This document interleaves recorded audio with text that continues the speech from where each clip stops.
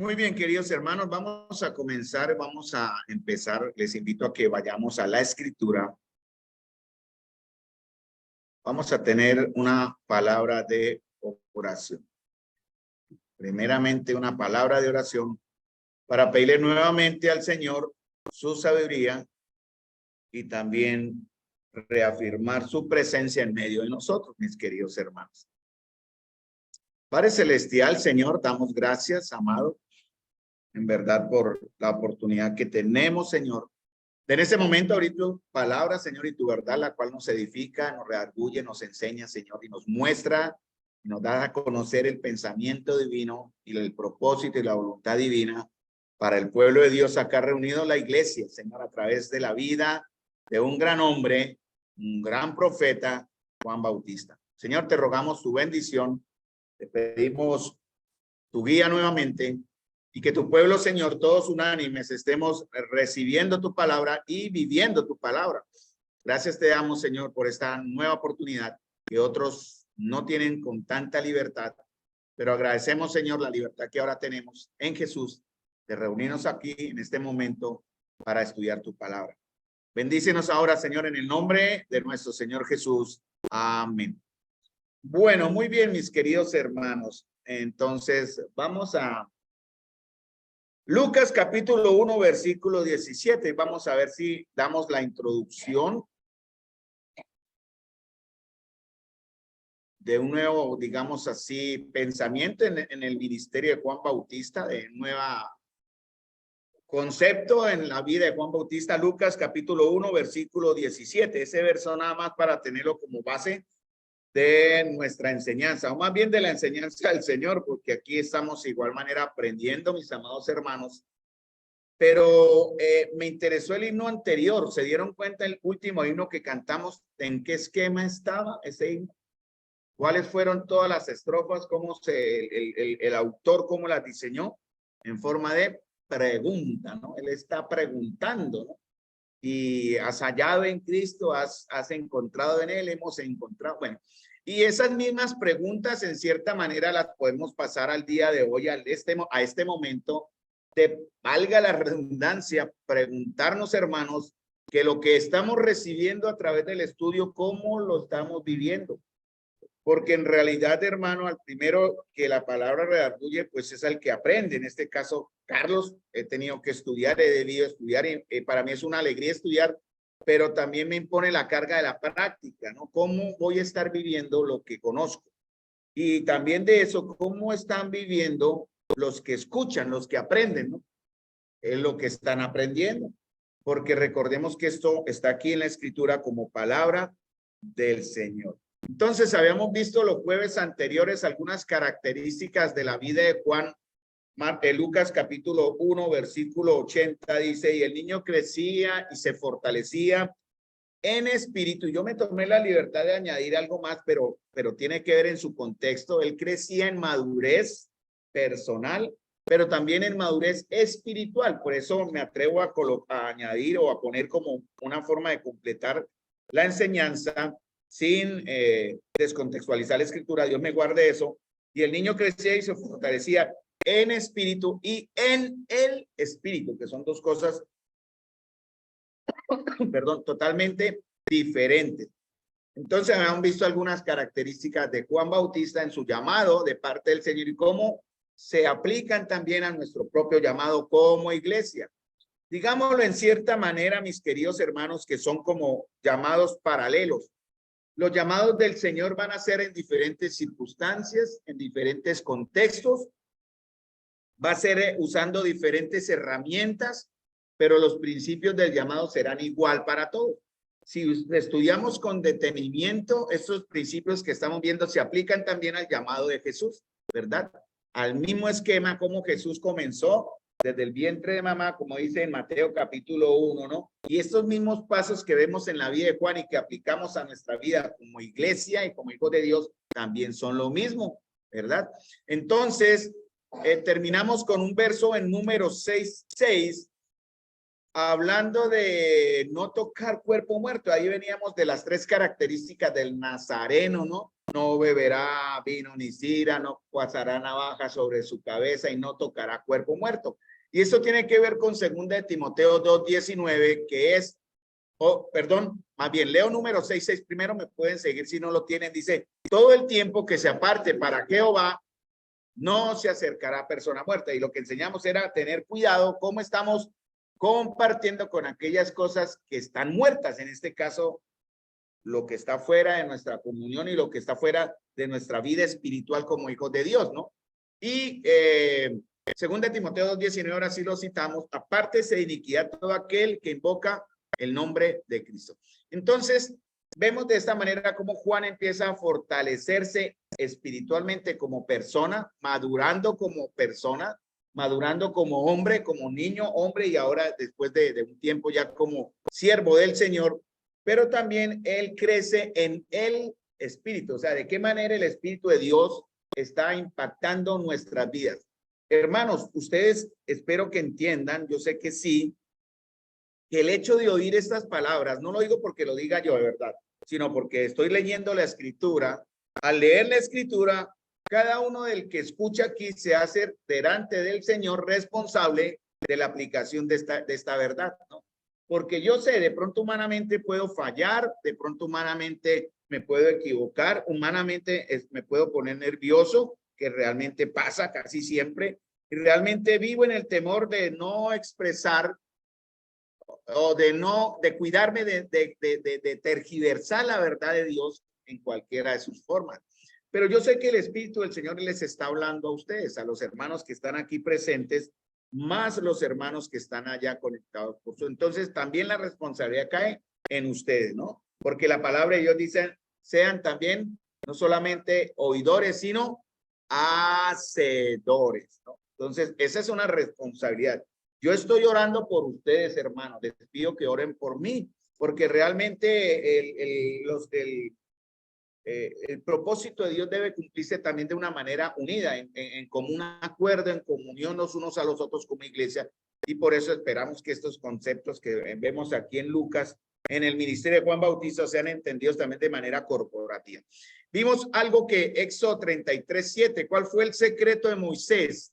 El secreto en su autoridad, en su ministerio, cómo llegó a ser instrumento del Señor, útil al Señor, santificado y dispuesto. Él tenía un lugar. Recuerden que leímos Éxodo 33:7. Moisés tomó el tabernáculo y lo levantó fuera del campamento y lo llamó el tabernáculo de reunión. Allí era donde Moisés se reunía, porque resulta que por el pecado de Israel, el Señor apartó su presencia de en medio del pueblo.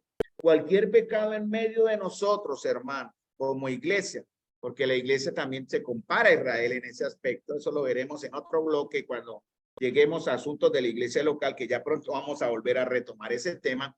La iglesia también se compara en su organización en cierta manera, dándonos principios como se organizaba Israel. Y el Señor tenía su presencia en medio de Israel. Y él tenía un lugar donde se reunía, que era más adelante de este verso de Éxodo 33:7.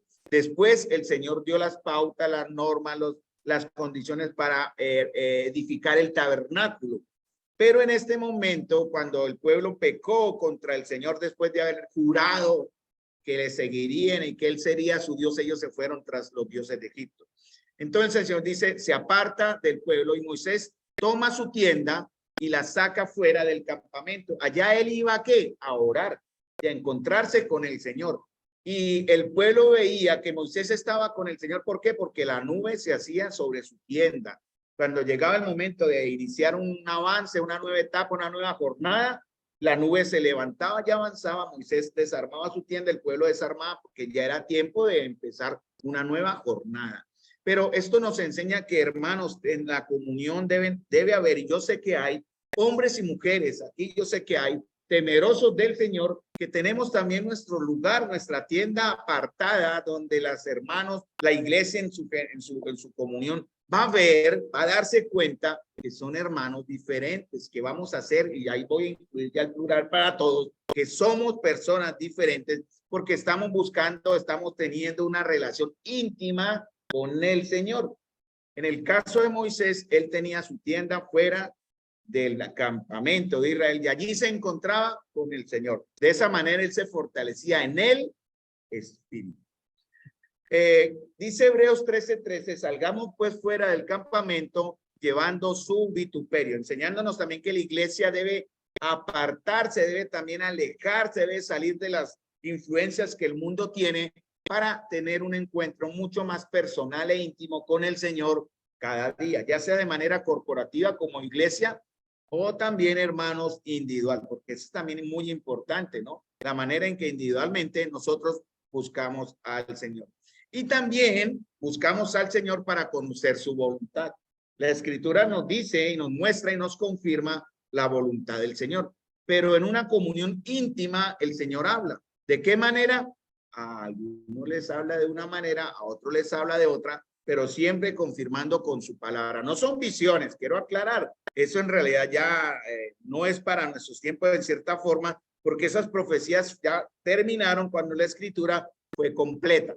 Pero el Señor sí va a hablar por medio de textos de la Escritura. Es donde el Señor manifiesta su voluntad. Y para eso tenemos que estar muy seguros de cuál es su voluntad. ¿Cuál es la voluntad del Señor para nosotros ahora como congregación? Esa es una buena pregunta. Creo que la estamos tratando de entender y a la vez avanzar en eso, de crecer como iglesia. Y el Señor dice una de sus una de sus muchas voluntades para la iglesia en Efesios capítulo 4, versículo 16, de quien todo el cuerpo, lo voy a buscar directamente, Efesios 4:16, de que todo el cuerpo bien concertado y unido por todas sus coyunturas que se ayudan mutuamente según la actividad propia de cada uno, de cada miembro, recibe su crecimiento para ir edificándose en amor.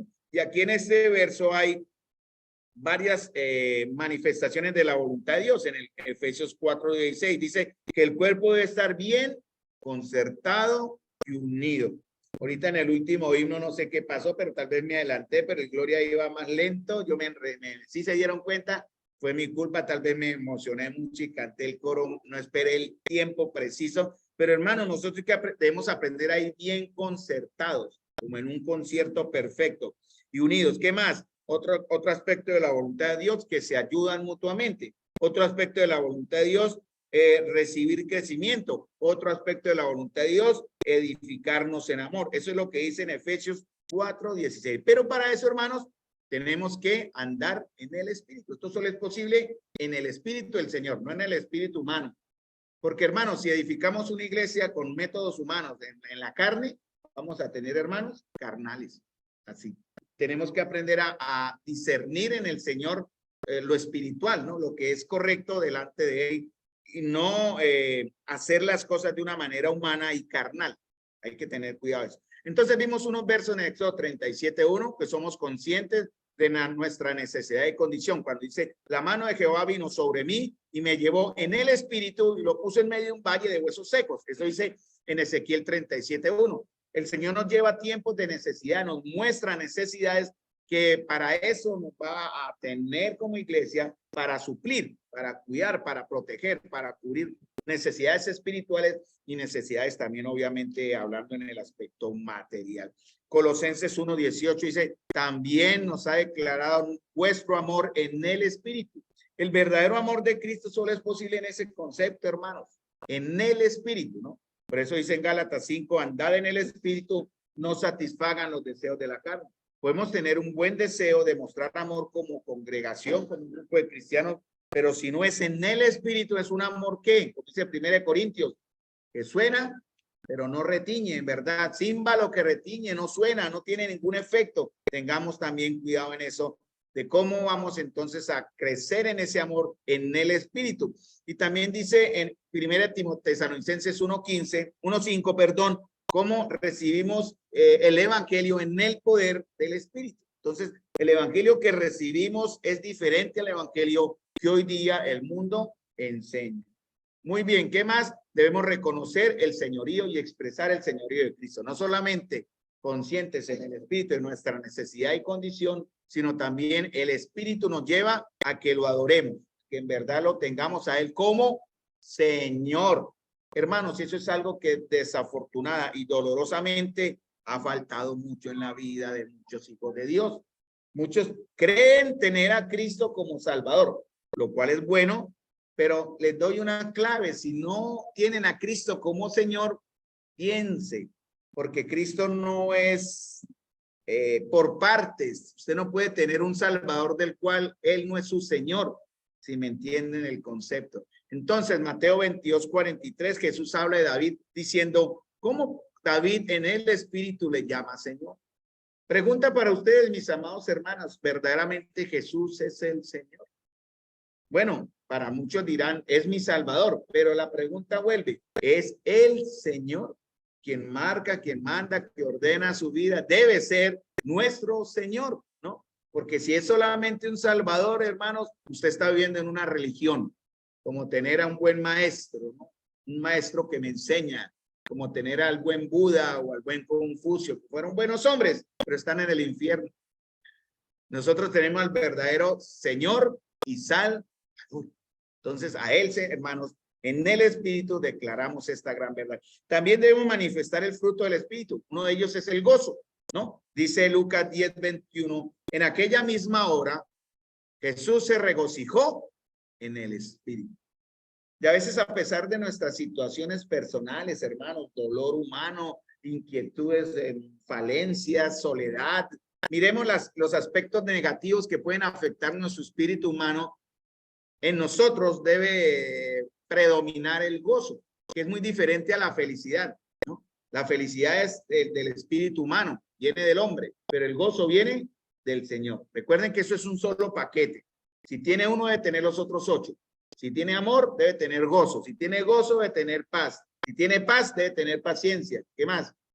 Si tiene paciencia, amor, gozo, paz, paciencia, benignidad, bondad, fe, mansedumbre y templanza. Es un solo paquete. Usted no puede mostrar uno y dejar los otros, si no estaría pecando. Ya mencioné Gálatas 5:16 y Romanos 8:1. Ninguna condenación hay para los que están en Cristo Jesús, los que no andan conforme a la carne, sino conforme al Espíritu. También que somos renovados y edificados en el Espíritu. En Efesios 2:22 lo dice. Dicen que vosotros también sois juntamente edificados para morada de Dios en el Espíritu. Hermanos, quien está edificando la iglesia es el Señor, no es el hombre. Como dije, aquí el suscrito en cualquier momento falla. Y no se extrañen si en cualquier momento digo, me hago a un lado. Eso no es de extrañar. Pero no hay que por eso pensar, no, la iglesia se acaba, porque no, esto no, no, hermanos, la iglesia es del Señor y Él edificará a su iglesia como dice acá en este caso, como un templo, como morada de Dios en el Espíritu. Y también Efesios 6:18 habla de la oración. La oración es una característica de aquellos que queremos vivir en el Espíritu, ¿no? No olvidemos entonces. Necesidades en el Espíritu, adoración en el Espíritu, fruto del Espíritu en el Espíritu y no en la carne, andar en el Espíritu y no andar en la carne, edificados en el Espíritu y perseverando en oración en el Espíritu, porque también oramos en la carne, ¿no? Hablamos este domingo anterior del Padre Nuestro, que muchos simplemente es la oración modelo, pero la tienen como oración también y hay que tener cuidado. Dice Efesios 6:18, orando en todo tiempo, en toda oración y súplica en el Espíritu y velando en ello con toda perseverancia y súplica por todos los santos. Hoy estamos aquí para orar en el Espíritu. Esa es la idea. ¿Y cómo orando? Dice, con toda oración y súplica, velando en ello, o sea, insistiendo con perseverancia y súplica por todos los santos. A veces consideramos que nuestro tiempo de oración como comunión de iglesia es hoy jueves. No, hermanos. De igual manera podemos en nuestros hogares a una hora determinada, por decir así, vamos todos a orar, digamos, tipo un ejemplo, solo es un ejemplo, 10 de la mañana, donde quiera que usted esté en el trabajo, ya sea ahí de allá, todavía está pescuatando pollos, ahí, en la cuestión de los pollos, mirando, ya es diferente el trabajo de Zaida o Elena planchando, o el hermano Eduardo allá en su cuarto, ahí en su sillita leyendo, o Nelson viajando, David martillando, bueno, ahí las 10 vamos todos a orar. Yo manejando, las 10, es momento de orar y en ese momento la iglesia está unida orando. Esa es una manera también donde podemos practicar eso. Hermanos, no olviden que una vida en el Espíritu tiene y busca comunión con el Señor. Si no hay comunión con el Señor, hay carne. Y no lo digo nunca, no quiero que siempre, es lo que a veces me da temor que suene siempre a crítica. pero no es crítica, es sincera preocupación de aquellos que no aman reunirse, aquellos que siendo creyentes, hijos de Dios, que amamos, que conocemos, no anhelan estar en comunión. Eso es un problema, hay un problema. Y el problema, pues obviamente es que no están andando en el espíritu, sino en la carne. Porque hay que anhelar, hermano, hay que buscar en verdad. Hebreos 5:14 dice que el alimento sólido es para los que son maduros. Dice, y estoy leyendo en la Nueva Traducción Viviente, los que a la fuerza de práctica están capacitados para distinguir entre lo bueno y lo malo. Voy a leerlo en Hebreos 5:14, la Reina Valera, y dice la Escritura, pero el alimento sólido es para los que han alcanzado madurez, para los que por el uso tienen los sentidos ejercitados en el discernimiento del bien y el mal. Entonces, para los que han alcanzado madurez, ¿qué hay? Alimento sólido. Y los que tienen alimento sólido, dice, están usando algo. En este caso, ¿qué? Los sentidos en discernir lo bueno y lo malo. Pero ¿cómo discernimos lo bueno y lo malo? Si nuestros sentidos también pueden estar guiados por la carne. ¿En qué aspecto? La Escritura es la que nos muestra lo que es bueno y lo que es malo. Eso tiene que ver. Hay que anhelar la comunión en el Señor. Por eso fue que el ministerio de Juan comenzó o se perfeccionó en el desierto. Allá fue en el lugar donde el Señor se encontró con Juan en medio de situaciones no cómodas. A veces queremos buscar al Señor. Bueno, mire, gracias al Señor ya por la voluntad del Señor, la gloria sea para el Señor y también la disposición de los hermanos y sus ofrendas. Está un poco más refrigerado este salón. Pero si así no fuera, igual no buscaríamos al Señor. Si el calor nos sofocara, igual buscaríamos al Señor. Hay congregaciones donde hay sillas cómodas, bien mullidas, aire acondicionado, reclinables, cosas así que yo he escuchado que hay.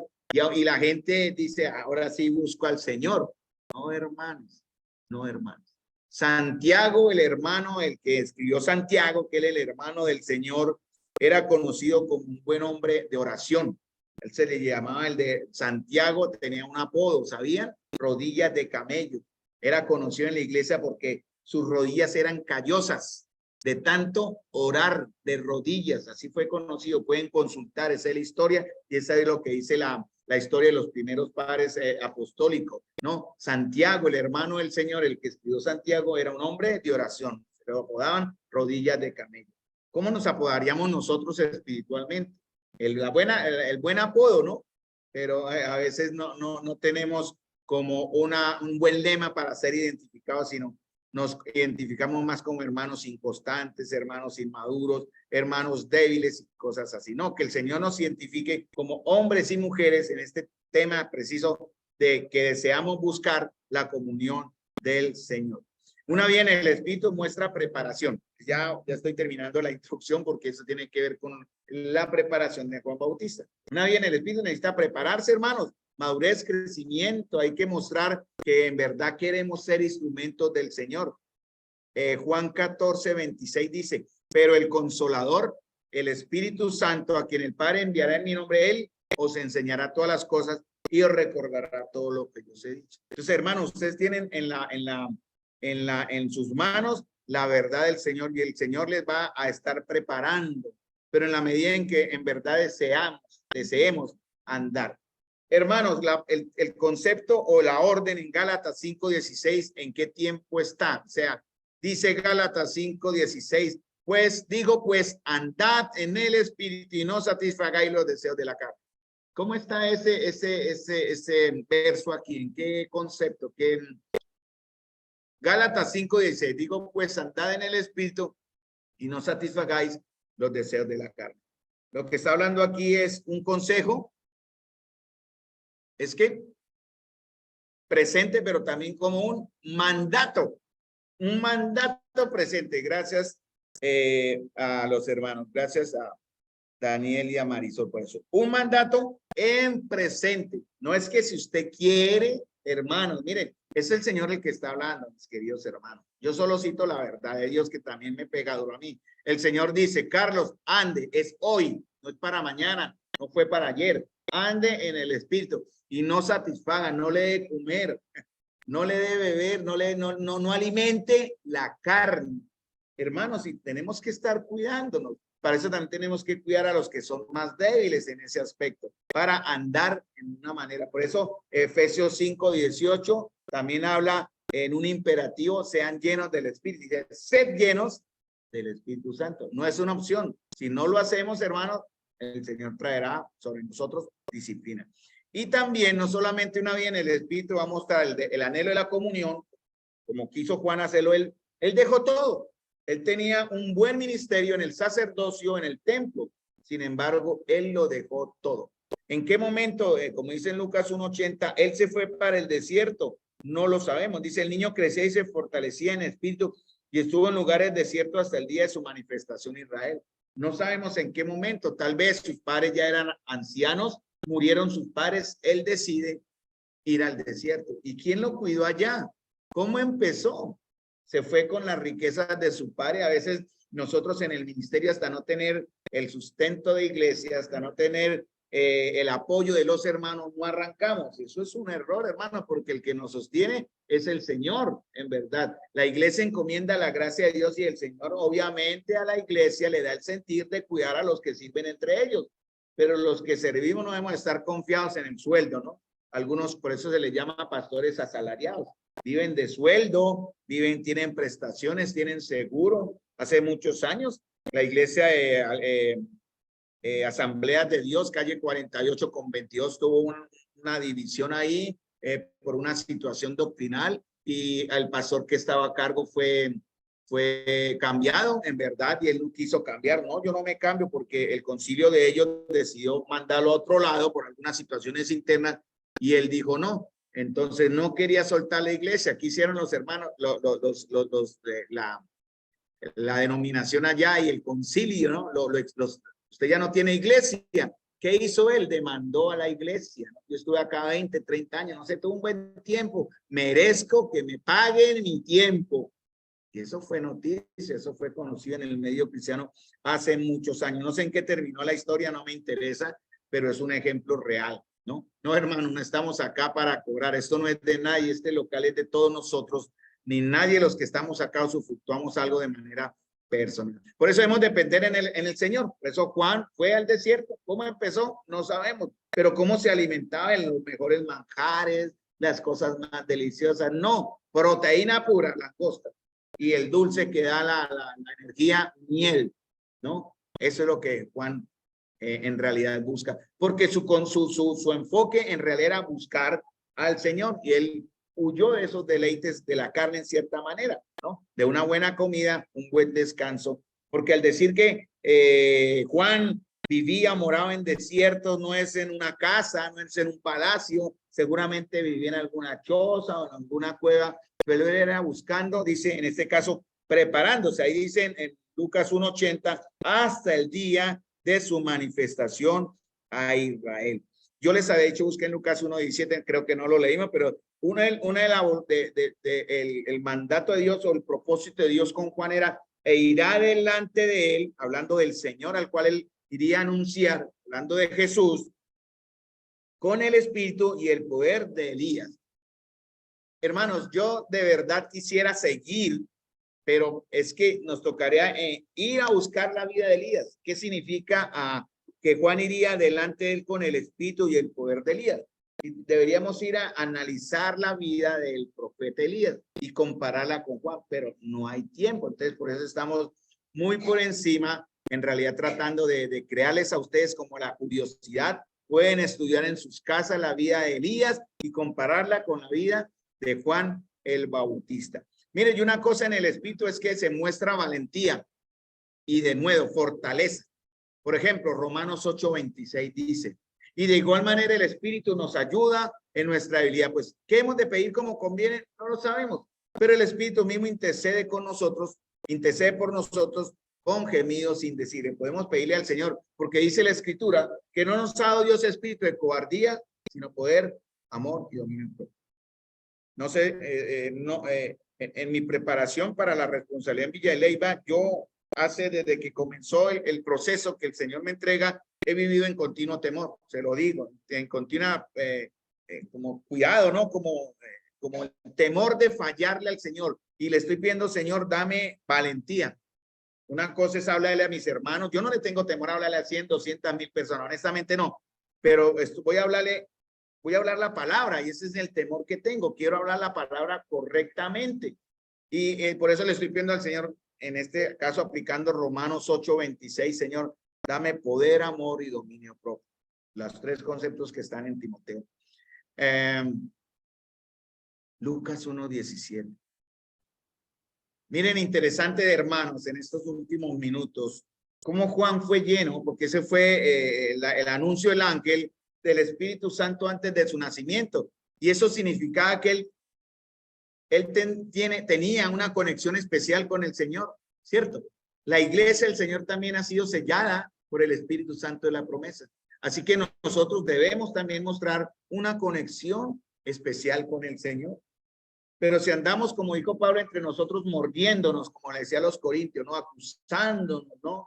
Renegando los unos a los otros, odiándonos unos. Y lo digo de una manera ilustrativa, no que necesariamente esté pasando, pero sí es como advertencia. En verdad, esto nos muestra que el Señor no va a estar con nosotros, porque Él no va a estar donde Él dice en 1 Corintios que Él andará, Él va a ser su tabernáculo en medio de nosotros, hermanos. Él mora en nosotros, más vive y se mueve en medio de la iglesia. Yo lo creo real y yo sé que el Señor en este momento está acá, así lo veo.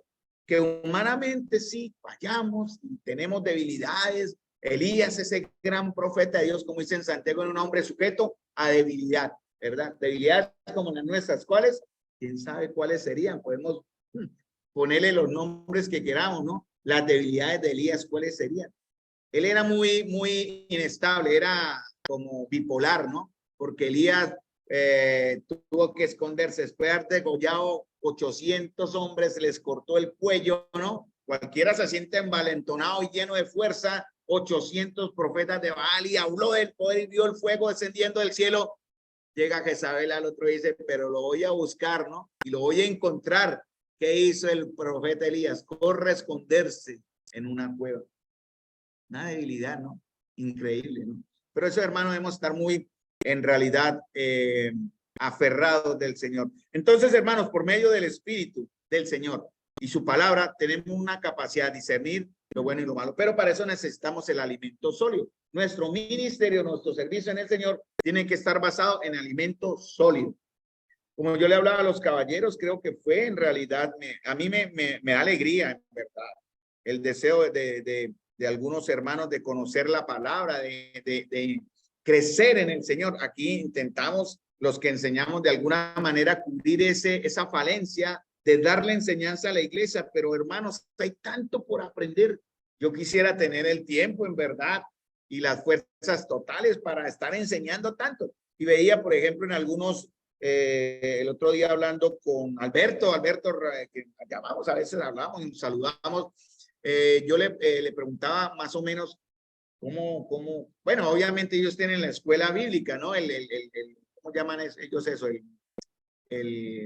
Se me fue el nombre ahora, bueno, como decir, el seminario entre ellos, donde los hermanos estudian, pero lo que me ha llamado la atención es la cantidad de hermanos que estudian. Bueno, ellos tienen esa facilidad y obviamente nosotros humanamente tratamos aquí de cubrir algo, pero pueden también buscar del Señor en esos seminarios con Alberto, aprender de la verdad y conocer para vivir acá también, para ayudarnos en ese aspecto a crecer en el Señor también, ¿no? Para que reciban ustedes alimentos sólidos. Ya tienen casi 6 o 7 maestros que enseñan a la iglesia. ¿Cuántos maestros tenemos aquí que enseñan a la iglesia, hermanos? Difícilmente 3, más los que se invitan de vez en cuando. ¿Y los demás dónde están? ¿Dónde están, hermanos, en sus capacidades? Porque enseñar no es solamente aquí adelante, hermanos, hay que enseñar también de una manera personal, testimonio, lo que hacen las damas con las jovencitas, lo que hacen los caballeros, que hablamos en la reunión de caballeros, que los caballeros varones tienen la responsabilidad de enseñar a los jóvenes varones a andar en el temor a Dios. Así como dice Tito, todas las mujeres ancianas, o sea, las maduras y a la vez las que ejercen un liderazgo dentro de la comunión, tienen la responsabilidad de enseñar a las jóvenes. ¿A qué? Como dice Tito, bueno, ahí dice unas condiciones, a amar a sus esposos, bueno, lo que dice ahí, en Tito. Pero esa es la responsabilidad que tienen ustedes, hermanas, y que tenemos también nosotros como varones. ¿Y por qué fue llevado Juan al desierto? ¿Por qué creen ustedes que Juan fue llevado al desierto? Porque el Señor no le enseñó en el templo, porque es en el desierto donde en verdad vamos a confiar sí o sí en el Señor. Porque el Señor llevó a Israel 40 años en el desierto, dice en Éxodo, creo que dice, o en Deuteronomio 6, no, para probar qué había en su corazón. Al primer síntoma en una situación de prueba, el Señor, ¿qué hace usted? ¿Qué hace usted? ¿Reniega? ¿Se queja? ¿Murmura? Hermano, no hemos entendido. Miren, si miran 1 Corintios 10, 1 en adelante, uno de los juicios más terribles sobre aquellos que murmuraron fue la muerte. Ahí está en 1 Corintios. Y por murmuración, el pueblo que podía durar una semana en pasar de Egipto a Canaán duró 40 años. Hermanos, ¿cuántas bendiciones hemos perdido nosotros como iglesia o personalmente cuando murmuramos? Murmuramos es, no tenemos contentamiento, no somos hombres ni mujeres agradecidos. Eso es un gran pecado delante del Señor, al cual decimos que Él es soberano, ¿verdad? Y que Él es grande. Y qué bueno escuchar hermanos en sus situaciones de salud o en situaciones personales, que yo he hablado con algunos, algunos mientras aprenden en lo que hacen es resaltar más su dolor, resaltan su dolor y su falta y suena quejoso, pero hay otros que la primera pregunta, ¿cómo está? Alaban al Señor, ¿entienden? Alaban, esa debe ser nuestra primera acción, ¿no? Gracias, Señor, tal vez estoy enfermo por algo, mi trabajo no es lo mismo, pero gracias, Señor. Yo estoy aprendiendo eso en mi trabajo, ya no es lo mismo manejar taxi ahora, y bueno, con la situación económica es cada vez más difícil, pero algo que yo me aplico y los que trabajamos independientemente lo tenemos que vivir realmente. Señor, gracias, de verdad, Señor, gracias. Padre nuestro, Padre mío que estás en los cielos, quiero en verdad ser usado, Señor, para tu gloria y que tu iglesia crezca para extender tu evangelio y tu reino afuera, pero también dentro de nosotros. Pero también, Señor, te doy gracias por el pan nuestro, el pan que me das cada día, cada día. Entonces, Juan Bautista, 2 minuticos más, creció y vive en el desierto donde se dedicó a la oración. ¿Qué más se dedicó Juan? Al ayuno. ¿Y a qué más? 3 cosas. Oración, ayuno y la palabra. Esos son indispensables. Y es bueno que no olvidemos que esas son unas disciplinas espirituales muy buenas. En la Biblia no hay un mandamiento directo sobre el ayuno. No hay dice ayunen, pero sí manda el Señor que oremos. Y obviamente el ayuno va sumado a la oración. A veces, por ejemplo, yo tengo ahí mi cuartico de estudio y mi esposa sabe que cuando yo cierro, en lo imposible trate de no entrar, porque ahí estoy, estudiando, orando, peleando con Dios también en mi manera, pero ahí estoy, en mi lugar, es ese cuartico ahí. Todos tenemos un lugar, pero debemos siempre enfocados en cierta forma esa oración y abstenernos de algunas comodidades para concentrarnos en la verdad. Y en el desierto es donde desarrollamos, ¿qué, hermanos? Un carácter bueno, no la arrogancia, no la soberbia, sino en el desierto aprendemos que el Señor en verdad. Y yo sé que ustedes pueden dar testimonio, hermanos, de muchas maneras. Por ejemplo, a mí me alegra los hermanos que llegaron a un tope, por ejemplo, ya tienen una pensión, por ejemplo. ¡Qué bendición! Aquellos que pudieron sabiamente en un momento, pues, apartar para la pensión y tienen su pensión. Gracias a Dios por eso. Y el Señor les está protegiendo. Pero hay otros que no van a alcanzar pensión. Y no por eso, en verdad, vamos a dejar, porque yo soy uno de esos, de confiar en el Señor. Gracias, Señor. Si tengo o no tengo una pensión, gracias, Señor, por la provisión que me da. Eso me enseña a ser sencillo, ¿no? No a la arrogancia de que, bueno, yo ya tengo una entrada fija y, bueno, disfrútelo, es perfecto. Viaje, dése el gusto que en sus años de duro trabajo no tuvo. Aproveche eso. Entonces, hermanos, ¿cómo se manifestaba su sencillez, su humildad y su austeridad? ¿En qué forma? Él se mostraba en 2 maneras, en su forma de vestir y en su forma de ser, ¿no? En su forma de ser y en su forma de vestir. ¿Cómo vestía él? Dice, vestía como, o con la vestimenta de los profetas, ¿no? Una vestimenta de pelo de camello, de una vestimenta burda. Ese vestido de ropa de tela o de hecho con piel de camello no era cómoda. No es como la seda que usamos hoy día, eso era áspero. Era una piel, un cuero duro, ¿no? Cuero de camello, ese que ha recibido el sol del desierto. Esa era la vestimenta de Juan, ¿no? La camisa cómoda y fresca, ¿verdad? Su comida era frugal. Yo creo que Juan no era como el gordito, era flaquito, ¿no? Antes de entrar, pecamos ahí con un hermano tomándonos una gaseosita, una deliciosa Coca-Cola, que ha sumado una gran cantidad de calorías a nuestro volumen corporal. Pero hermanos, si estuviésemos en un desierto, allá no hay Coca-Cola. Entonces debemos aprender en esa manera. Dale gracias al Señor en esa forma de ser agradecidos con lo que tenemos. Y allá fue donde Juan recibió su llamado, perdón, su revelación, su confirmación sobre el llamado. Entonces, hermanos, en el desierto, ¿qué desarrollamos? Confianza, dependencia, ¿verdad? Obediencia, y se muestra en la forma de vestir, también la forma como expresamos, porque el vestir expresa lo que hay por dentro, ¿no? ¿Verdad? Sí. Si yo soy un hermano, ¿qué pasaría si el hermano Carlos estuviera andando con pantalón pitillo? Esos pitillos que usan los jóvenes hoy día. Sí, ríase, hermana. Me vería horrible, pero sería mal testimonio un viejo como ya andando con calzones de chino de 15. No, o una hermanita que llegara acá con un pitillo, ¿no? No, por eso la escritura habla del vestido decoroso que refleje lo que hay por dentro, ¿no? Son maneras donde mostramos, ¿no? Son ejemplos. Juan lo mostraba vistiendo así, pero también en su forma de ser, en su forma de ser. Yo lo digo para las hermanas que trajeron el pitillo, que yo veo muchas con pantalón, todas. Pero si ustedes me entienden lo que quiero decir en ese aspecto del ejemplo, ¿no? Nada que llame la atención sobre usted, ¿no? Nada que diga, ay, qué bonita me voy a ir como resaltó mis curvas. Entonces la hermanita, no, hermanas, tengan cuidado. Cuidado porque usted puede ser la caída del varón. No que a los varones tenemos ojos. Y si usted, hermanita o jovencita, viene mal vestida o vestida de la manera incorrecta, nuestras miradas no se van a ir para el Señor, sino para mirar otras cosas.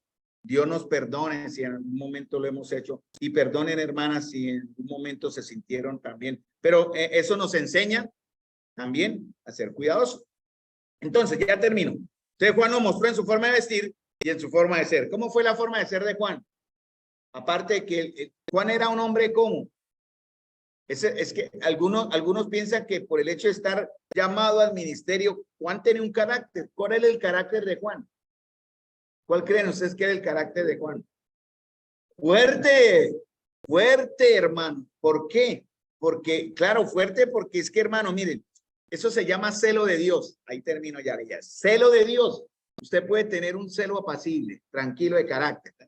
Pero cuando usted tiene el celo de Dios, todo lo que va en contra de lo que Dios dice que es pecado, usted tiene que brincar, hermano. Tiene que brincar. Ay, no, es que no me parece que se haga así. No, hermanos, es pecado. Y si el pecado hay que hablarle con firmeza, hermano. Puede sonar duro, sí. Eso no es arrogancia ni soberbia, es celo de Dios. Al pecado se le reprende, no, compañito. Bueno, sí, la exhortación amorosa, pero si después de la primera exhortación no hay un cambio, ¿qué viene? Más altica, ya viene la amonestación, que es la advertencia del juicio. Y si no acepta la amonestación, viene la reprensión, que es el juicio, ¿no? Juan fue lo que hizo, ¿no? ¿Cómo llamaba a los religiosos, los más grandes y famosos? Sepulcro, le decía el Señor también, ¿no? Juan, víboras. Imagínense usted si no tiene usted el celo de Dios, decirle a un hermano, víbora. Pero hermano, si se lo gana, aguántese, si no cambie, en verdad. Porque el que tiene el celo de Dios, hermano, todos, hombres y mujeres, pero debe ser un celo santo, un celo correcto, ¿no? No el celo de Pablo, ¿no? No el celo de Pablo, porque Pablo Pablo era bíblico. Pablo era bíblico, pero el celo de Pablo era carnal, él no era convertido. No, porque si aplicáramos un celo musulmán, aquí matamos a las mujeres.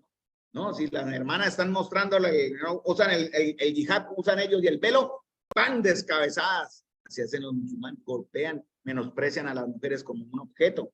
Bueno, obviamente en la familia de Dios no es así, el Señor cambia todas esas cosas y lo del musulmán es algo que es donde Satanás está metido ahí. Pero quiero hablar del celo correcto, hermano, el celo real. El celo de Dios empieza con dulzura, ¿verdad? Con amor, exhortando. Pero también el celo de Dios implica firmeza, Porque el que está siendo insultado, ¿quién es? ¿La iglesia? No, hermanos. ¿Yo? No, hermanos. El Señor. Entonces no nos extrañemos, hermanos, y aceptemos cuando el celo está duro, hermanos, agachar la cabeza. Me faltaron pensamientos, pero los dejamos para el próximo sábado, el próximo jueves, perdón. Seguiremos. Vamos a parar acá, mis amados hermanos. Y vamos a terminar con una palabra de oración. Recuerden, hablamos hoy del llamado de Juan el Bautista, y también, mis amados hermanos, de algunas características del llamado de Juan.